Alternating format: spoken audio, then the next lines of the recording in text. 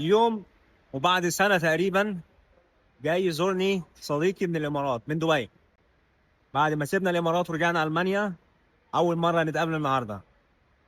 إحساس من أجمل ما يكون يعني، لأن تقريبا ما فيش حد جالي من ساعة ما كنت عايش في ألمانيا أو ما بدأت عيشتي في ألمانيا.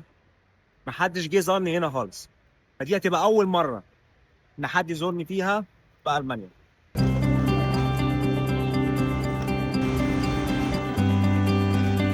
إحساس جميل قوي لما تلاقي حد بيجي يزور ألمانيا أو يجي يزورك في ألمانيا. من المعتاد ان دايما الالمان او الناس اللي عايشين في المانيا بيروحوا يسافروا، يعملوا اجازاتهم في اماكن تانية. طب حد يجي لك المانيا، ده الموضوع الجديد.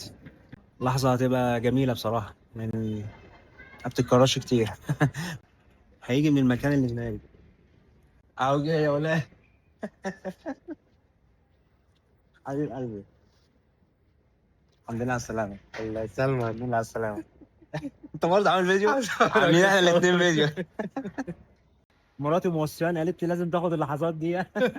مرتي قالت لي نفس الشيء، برضه قلت لها انا كيف تصور وعامل ده اي ايد. ما عرفش ما عرفش اسلم عليه بسبب التصوير.